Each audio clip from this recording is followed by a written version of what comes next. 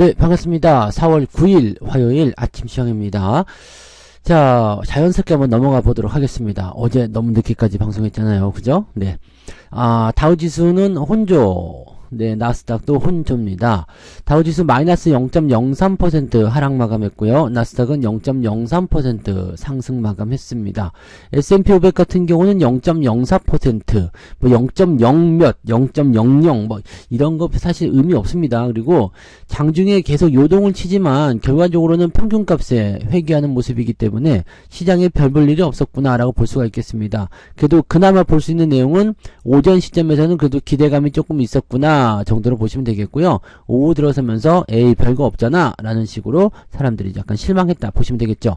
약간의 관망세라 보시면 되겠습니다. 올라가는 것도 시들 내려가는 것도 그렇게 원하지 않는 그런 형태의 모습이었고요. 굳이 따지고 본다면 상승 쪽에 조금 더 사람들의 관심이 더 쏠렸다라고 보시면 되겠습니다. 그래서 분위기는 일단 괜찮아 라는 식으로 느낌을 가져가시면 될 것 같고요.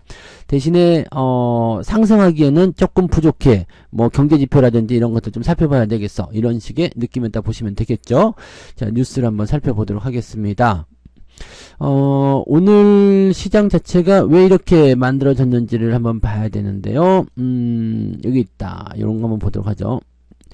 3월달 CPI 대기하면서 혼자 마감. CPI가 이제 내일 저녁에 발표가 된단 말이죠. 그러니까 미국 증시 입장에서는 수요일에 발표가 되기 때문에 오늘 저녁에 발표되는 미국 증시도 그다지 썩 훌륭하진 않을 거다 보시면 되겠습니다. 네. 지금 뭐 이렇게 이런 식으로 횡보가 나타났다 되어 있고요. 이 물가지표에 대한 부분들은 제가 어제 시황에서도 설명을 드렸듯이 약간은 조금 둔화되는 것으로 얘기가 되고 있습니다. 그래서 연준의 금리 인하 기대 시점을 하반기로 밀어버릴 수도 있다. 이렇게 되는 모습이라서 사람들이 약간은 좀 실망하는 듯한 느낌이 좀 있습니다. 지금 3.4% 정도 나올 것이다 라고 전망이 되고 있습니다. 만약에 이것보다 좋게 나와버리게 된다면 뭐 3.2가 나오든 3.1이 나오든 이렇게 나오게 된다면 긍정적인 포인트가 나타날 수 있겠죠. 그래서 이런 부분들이 이제 나오면 좋겠는데 일단 예상치대로 3.4가 나온다 라고 한다면 부담감이 생길 수가 있습니다. 그리고 FOMC 의사록도 수요일날 같이 공개가 되기 때문에 투자자의 입장에서는 변수가 눈앞에 있는 상태에서 매매를 확정짓기가 좀 어려울 것 같다 판단되죠. 그래서 그런 부분들이 좀 부담스럽다 보시면 되겠습니다. 자, 금리 인하 가능성은 49%로 낮아졌습니다. 그래서 50%가 채 되지 않는다는 것은 에라이 나도 모르겠다. 네, 일단은 보고 결정하자 이렇게 나올 수가 있습니다. 4월달이 이제 4월 30일, 5월 1일 이렇게 해서 FOMC가 있거든요. 그러니까 이때는 뭐 금리 동결이 되겠지만 이제 6월달 FOMC까지는 이번에 발표되는 것까지 하고 3번의 경제지표가 있어요. 그러니까 아직은 속단하기 좀 어렵죠. 그래서 투자자 입장에서는 좀 더 지켜보자 이런 식으로 가는 것 같아요. 그래서 지금 이제 6월달에 금리 인하가 아니라 이제 7월달로 가자 이런 식으로 얘기가 나오고 있기 때문에 투자자들 입장에서는 조금 실망감이 좀 생겼다라고 보여지는 부분이고요. 이 CPI 보고서가 그래도 괜찮게 나오게 된다라면, 뭐 예상치보다 좀 좋게 나오게 된다라면, 기대감은 다시 6월로 진행이 되면서 주가가 상승할 수 있는 포인트는 될 수 있을 겁니다. 네. 자, 대형주들의 움직임은 알파벳 상승했죠. 아마존은 강보합 상승했습니다. 메타는 1.5% 떨어졌고요. 넷플릭스는 1.2%, 마이크로소프트 0.2%, 애플은 0.6%, 엔비디아 0.9% 하락 마감했다. 뭐 내린 것도 아니고 오른 것도 아니고 아무것도 아닙니다. 그죠? 자, 그 다음에 테슬라 같은 경우는 급등을 했어요. 4.9%. 이것도 물론 많이 올랐다가 좀 떨어진 모습이긴 합니다만 8월 8일날 로보택시를 공개한다. 운전자가 필요 없어. 네, 아무것도 없어. 그냥 사람들 타기만 하면 지가 알아서 가버려요. 이런 로보택시를 공개한다고 되어 있는데 이것이 사실은 완전 자율주행이라고 보시면 되겠죠. 이런 것들이 이제 공개가 된다라고 되어 있기 때문에 이제 승부수를 빼들었다라고 볼 수가 있는 거가 되겠죠. 근데 과연 이게 가능할 것인가에 대한 여부는 일단은 좀 생각해 봐야 되겠죠. 상용화되는 것은 조금 힘듭니다. 왜냐면은 앞서서 시행했었던 그런 기업들이 다시 철수하는 모습도 좀 있었고요. 분위기가 그렇게 좀 불안하잖아요. 아직은 아직은 그런 식의 느낌이 있기 때문에 8월 8일이면 상당히 빠른 시기입니다. 그래서 우리 로보택시 나와요 라는 식으로 나오지만 이것이 과연 전체적으로 퍼질 수 있을 것인가에 대한 부분, 그 다음에 전기차 같은 경우는 뭐 전 세계에서 사들이긴 하겠습니다만 로보택시 같은 경우는 특정 지역에만 한정될 수밖에 없어요. 그래서 요런 것을 쉽게 가져갈 수 있겠는가는, 네, 사실은 어렵다고 볼 수가 있을 것 같습니다. 그래서, 일단 기대감을 통해서 주가 반등이 좀 나오긴 했습니다만, 로보택시에 대한 부분들은, 뭐, 막말로 얘기해서 우리나라에 테슬라의 로보택시를 가지고 들어온다. 쉽지 않겠죠? 네. 뭐 중국에 갖다 쓴다. 이건 더 어려운 일일 거고요. 그래서 이런 것들이 이제 나올 수 있다는 얘기죠. 그러니까, 먼저 앞서가는 건 좋은데, 이것이 이제 그 기업의 어떤 실적을 크게 끌어올리거나 이렇게 좀 어려울 것 같아 보여집니다. 자, 어쨌든 기대감을 통해서 4.9%, 그래도 테슬라가 뭔가 하는구나, 이런 식의 느낌이 나왔을 거라 보시면 되겠고요. 비트코인 가격 올라가면서 관련주도 좀 올라갔다 얘기가 있습니다. 뭐 그런 정도 되어 있고요. 유가가 좀 이제 계속적으로 오르다가 조금 떨어졌죠. 네, 0.15 정도 떨어졌습니다. 90불을 이 맥시멈으로 잡고서 움직일 거 생각되기 때문에요. 그 정도를 생각하시면 되는데, 서울의 휘발유 값은 벌써 많이 올랐다는 얘기가 있더라고요. 네, 유가 아직 반영도 안 됐을 텐데, 그리고 아직 86달러 정도면은 그렇게까지 막 올라갈 만한 포인트는 아닌데, 또 올라간 데는 또 올라갔겠죠. 뭐 어떤 일부 지역 임대료 비싼데 이런 데는 또 올라갔을 거라 생각하는데, 전체적으로 이제 유가가 아직 올라가지는 않고 있는 모습입니다. 하지만 이제 유가 상승에 대한 기조가 이제 뭐 수요 증가나 기타 등등 여러 가지 부분들을 통해서 계속 만들어지게 된다면, 아마도 이제 유가 관련한 부분들은 한 90불 정도까지는 우리가 예상하셔야 되지 않겠는가라고 생각하시면 되겠습니다. 뭐 그런 정도 보시면 되겠네요. 뭐 특이사항은 없어 보이죠? 네.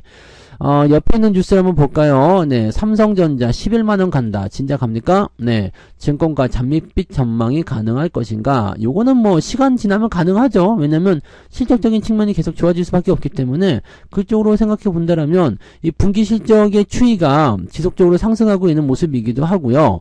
지금 1분기에 6조 6천억 나왔는데, 이게 지난번에 대비해서 거의 10배 증가한 거잖아요. 그러니까 무지막지하게, 네, 올라가는 모습이고요. 이제 예전의 어떤 모습들을 당연히 찾게 될 것이다 라는 부분이 되는 거고, 70조를 귀환하는 모습들, 이런 것들은 긍정적으로 생각할 수밖에 없겠죠. 그래서 앞으로 이제 메모리 수요라든지 이런 것들은 가능하다 생각이 되고요.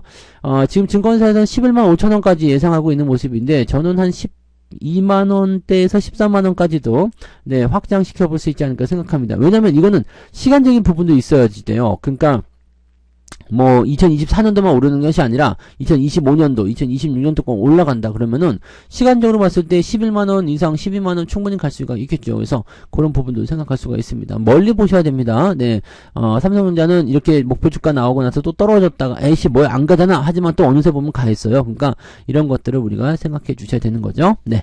자, 어제 뭐 방송할 때 물어보신 거 있었죠? 이부진 호텔신라 사장이죠? 네. 신라호텔 사장이 이제 삼성전자 524만 주를 팔았다. 4,400억 확보. 왜 했냐?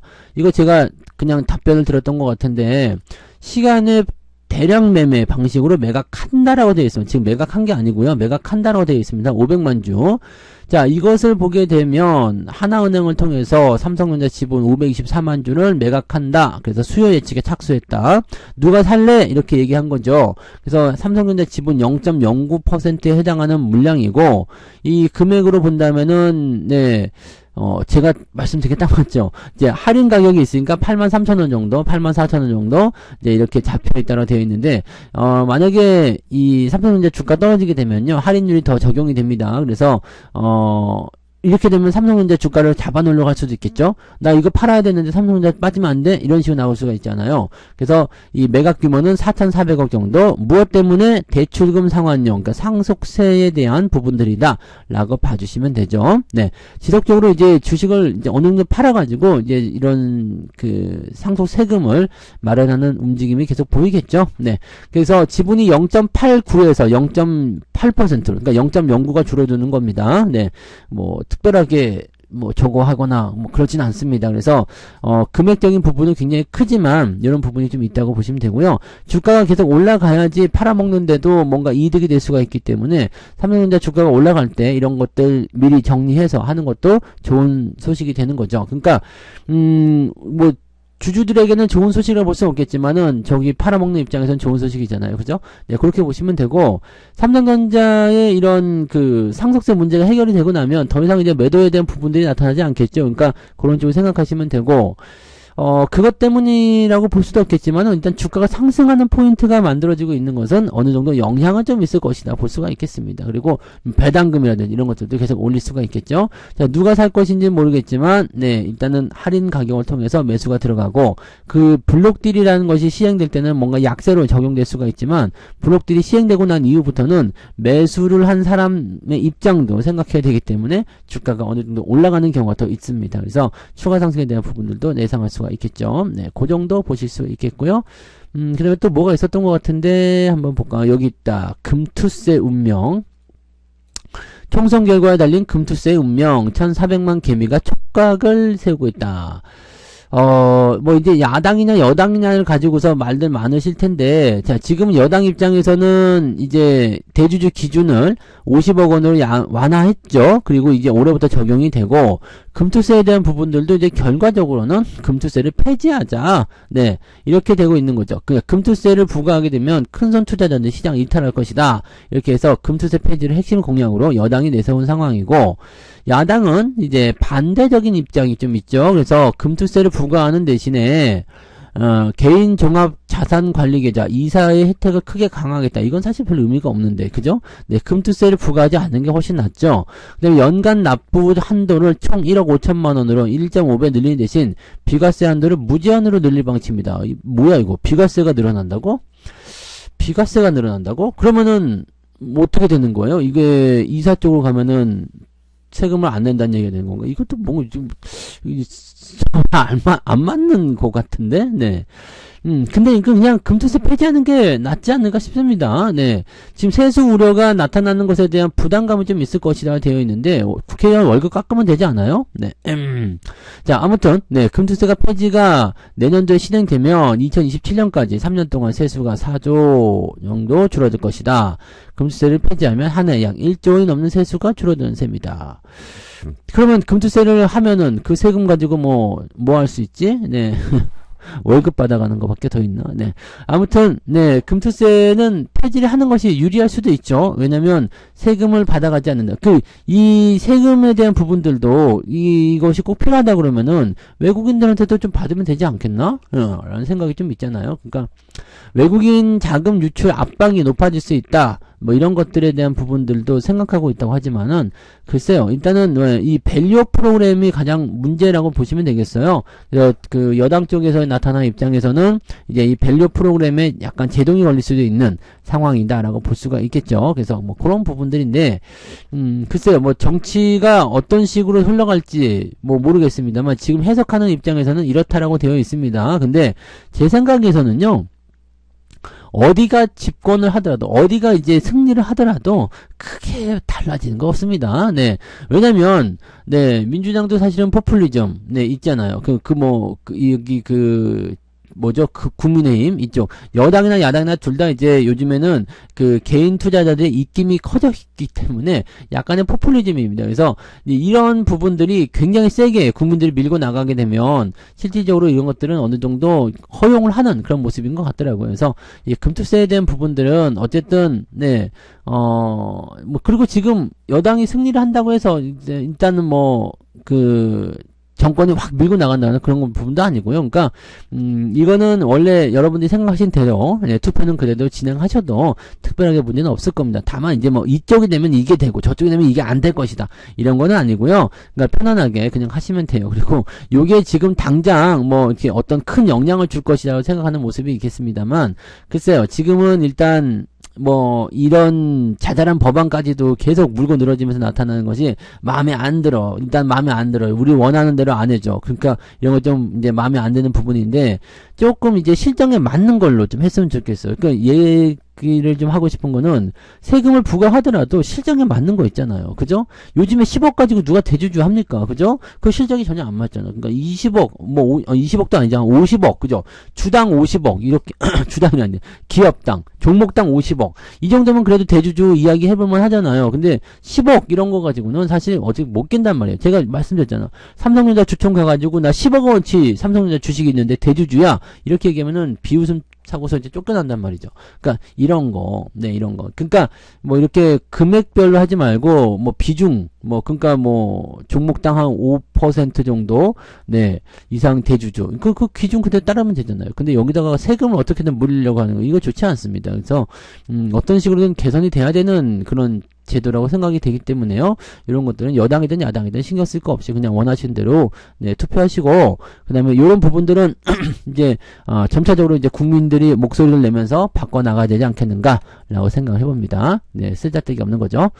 자, 그 다음에 한번 볼까요? 또 뒤에 뭐가 있을까? 특이한 거. 한번 딱 봤더니 특별한 뉴스는 별로 없네요. 그죠? 네, 특별한 건 별로 없어 보이고, 쇼킹에 이런 뉴스들이 하나 있으면 좋겠는데.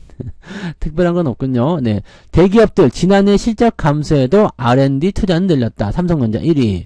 하이닉스는 투자 감소액이 조금 늘어났다고 돼 있네. 네. 이 R&D 투자를 늘려야지 됩니다. 왜냐면은 그래야지만이 경기가 더 좋아질 수 있는 상태에서 수익을 더 많이 낼 수가 있거든요. 그러니까 이런 식으로 되어 있습니다. 그래서, 지금 삼성전자가 1등, 얘네가 열심히 투자하고 있습니다. 이게 아마도 이제 앞으로 성장하는데 굉장히 많은 도움이 될 거라고 보시면 될 것 같아요. 네. 하이닉스가 돈이 조금 부족한 게, 네, 조금 안타까워요. 네. R&D 투자 감소액 2위는 넷마블이네. 그 다음에 하이닉스가 투자액이 가장 많이 감소했다 되어 있죠. 지난해 투자액은 4조 원대였다. 그래서 지난해보다 좀 줄어들었다 되어 있는데, 이 R&D 투자를 조금 감소하는 것은 조금은, 네, 부담스럽습니다. 왜냐면 하이닉스가 이게 돈이 더 많아서 투자를 더 확장을 시키고 더 많이 투자하게 되면 더 많은 성과를 올릴 수도 있을 텐데, 이게 조금 아쉽죠. 그래서 하이닉스가 조금 더 성장할 수 있는 부분들이 조금 제한된 것 같아요. 조금 아쉽다. 네, 이렇게 말씀을 좀 드릴 수 있겠습니다. 그 정도고요. 네.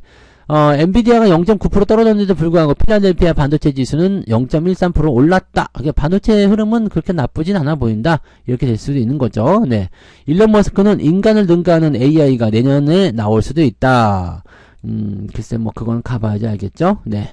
정유업체들, 요즘에 국제 유가가 상승하면서 정유주들이 상승세 보이는다. 정제 마진이 올라간다 라고 되어 있죠. 다만 이제 석화 관련주들은 조금, 네, 실적이 안 좋아질 거다 얘기가 있는데, 이 석화 관련주들은 이제 원재료 가격 상승하면서 약간 마진율이 떨어지는 모습이 있거든요. 그러니까 지금 상태는 조금 안 좋을 수도 있지만 결과적으로 제품 가격 인상으로 넘어가기 때문에 실적이 후반부에 좋아집니다. 그러니까 그런 부분들을 체크하시면 되는 거예요. 그런 정도 있고요. 그 다음에 또 뭐가 있을까? 네. 2차전지 관련주들 혹한기 언제까지 있을 것이냐? 글쎄, 오늘 에코프로가 저거죠? 네. 오늘 액면 분할한다고 이제 거래 정지가 되죠. 좀 잘 된 것 같긴 해요. 네.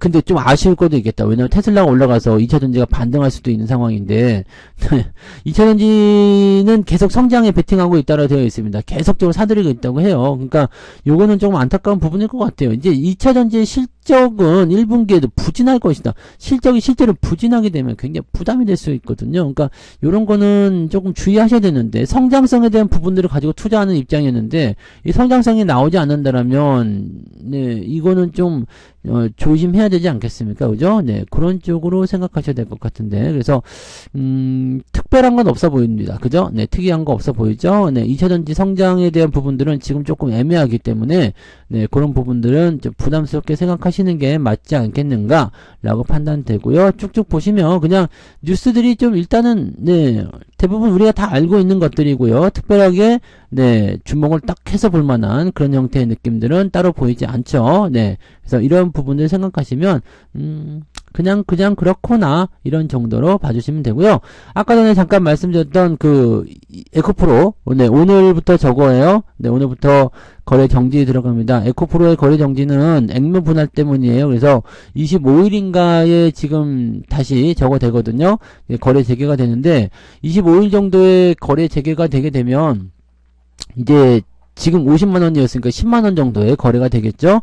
네, 그렇게 되면 액면 분할 효과는 어떻게 나타나냐면 거래량이 늘어나고 가격이 싸다는 착시 효과가 생길 수가 있습니다. 그래서 일시적으로 매수가 들어오면서 주가를 상승시킬 수 있는 가능성이 있죠. 그래서 그런 부분들을 체크하시면 되겠고요. 에코프로 오늘 움직이지 않는다고 해가지고 왜 안 움직이냐 이렇게 생각하실 것이 아니라 오늘 그런 일이 있다. 이 정도로 봐주시면 되겠습니다. 참고하시고 그 다음에 풍산 등 동가격 주들이 강세를 보였다. 이렇게 되어 있네요. 네. 오늘 뉴스를 이렇게 좀 다각도로 좀 봤는데 이렇게 보는 게 훨씬 더 시간이 오래 걸렸는데 네. 자, 아무튼 이렇게 해서 다양한 뉴스들 한 번씩 살펴봤고요. 자, 오늘 이런 부분들 잘 참고하셔가지고요. 네, 좋은 투자들 이어가시기 바랍니다. 긍정적으로 시장 바라보시고요. 시장 그렇게 나쁘지 않습니다. 경계심에 의한 어떤 그런 뭐랄까 부담감 이런 정도만 있는 거죠. 그렇게까지 여러분들이 뭐 시장에 대해서 부담을 느낄 만한 그 내용은 아니라고 보시면 됩니다. 그래서 천천히들 생각하시고 느긋하게 보시고 좋은 주식들은 떨어지면 더 산다 이런 마음으로 가시면 되겠습니다. 긍정적으로 판단하시고 네, 멀리 내다보시면서 좋은 성과 이렇게 보시기 바랍니다. 저는 장중시황 때 다시 올게요. 고맙습니다. 본 방송에서 제공되는 모든 정보는 투자 판단의 참고 자료이며 투자의 최종 책임은 본 방송을 이용하는 본인에게 있습니다.